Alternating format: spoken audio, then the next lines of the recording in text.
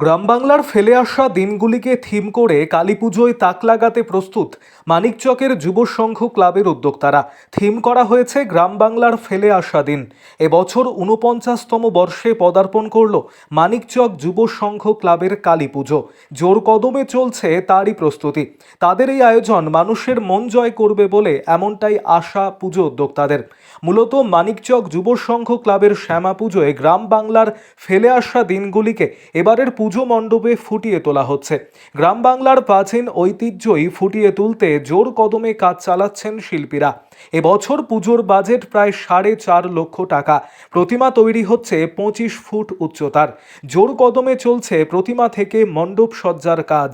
পুজোকে কেন্দ্র করে বিভিন্ন রকম সাংস্কৃতিক অনুষ্ঠানেরও আয়োজন করেছেন বলে জানিয়েছেন পুজো উদ্যোক্তারা জানাচ্ছেন, মায়ের বিশাল আকারের মূর্তি তৈরি হচ্ছে, ছাগ বলিও হয়। পুজোকে কেন্দ্র করে সামাজিকমূলক বিভিন্ন কর্মসূচি, দুস্থদের পাশে দাঁড়ানো, তার সাথে সাংস্কৃতিকমূলক মানুষের মনোরঞ্জনের বিভিন্ন অনুষ্ঠানের আয়োজন করা হয়। বিশাল আকারের প্রতিমা হওয়ায় মণ্ডপে সেই প্রতিমা বিসর্জনের ব্যবস্থা গ্রহণ করা হয়। যে ধরনের তারা প্রাচীন দিনগুলিতে ফুটিয়ে তোলার উদ্যোগ গ্রহণ করেছেন তা অবশ্যই দর্শনার্থীদের মন জয় করবে বলে আশা প্রকাশ করছেন পুজো উদ্যোক্তারা। আরও আপডেট থাকতে আমাদের ভিডিও শেয়ার ও ফেসবুক পেজটিকে লাইক করে ফলো করে দিন। আমরা এবার পুরনো দিনে ফিরে যাওয়ার একটা থিমের উপরে আমরা পুজো করছি। মোটামুটি ৪.৫ লক্ষ টাকার বাজেটে পুজো হচ্ছে। এখানে প্রতি বছরই আমরা বিভিন্ন অনুষ্ঠান করি, তবে এবার আরও সুন্দরভাবে এই কালী পুজোটাকে কীভাবে করা যায় সেটা আমরা চিন্তা ভাবনায় রেখেছি। আমরা প্রতি বছর যেমন খিচুড়ি ভোগ খাওয়ানো, বস্ত্র বিতরণ করা, বিভিন্ন কালচারাল প্রোগ্রাম আমাদের এখানে হয়, এবারও হবে। আরও কিছু বাড়তি অনুষ্ঠান আমরা রেখেছি। এবার আমরা ওই পুরোনো দিনে ফিরে যাওয়ার যে থিমগুলো, গ্রাম বাংলার আমরা যে আগের যে প্রকৃতির যে চিত্র বা গ্রাম বাংলার যে আমরা কাজ, বিভিন্ন ধরনের কাজকর্ম, আমরা যে মাধ্যমগুলোর দিয়ে আমরা কাজকর্ম হতো সেই জিনিসগুলো আমরা দেখানোর চেষ্টা করছি।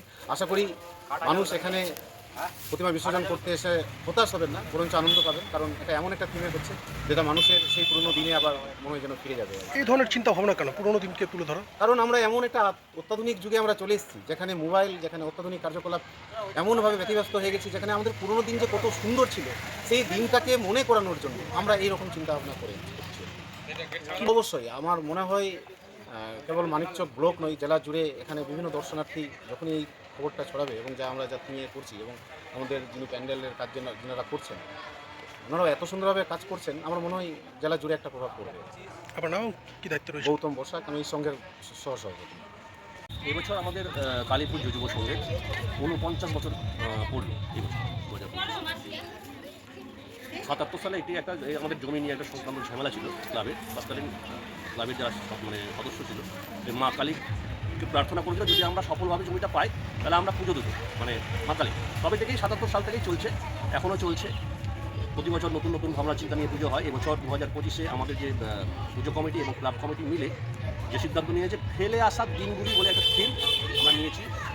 আজকে থেকে ৩০ বছর আগে যে সমস্ত জিনিস আমরা দেখেছি, যেমন গাইড করা, মোবাইল, ঠেকি বা যাত্রা দিয়ে যা কর্মসূচিগুলো হতো, খেলাগুলো, বিভিন্ন ধরনের লুডু থেকে ডানগুলি বা কাবাডি, বিভিন্ন খেলাগুলো হতো যেগুলো এখন নয়।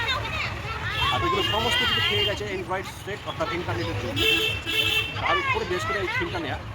আর আশা করি আমাদের এই থিমে সারা ভালো করেই পড়বে, সমাজে পড়েও গেছে। আর এর সাথে সাথে আমরা ৫ দিনব্যাপী বিভিন্ন প্রোগ্রাম রেখেছি, বিভিন্ন সাংস্কৃতিক অনুষ্ঠান, তার মধ্যে নাচ ময়ূরী নাচের একটা ব্লক ভিত্তিক কম্পিটিশান, যেটা আজকে অডিশন হয়ে গেল। ২৩ তারিখ বা ২৪ তারিখ ফাইনাল ক্লাবই হবে।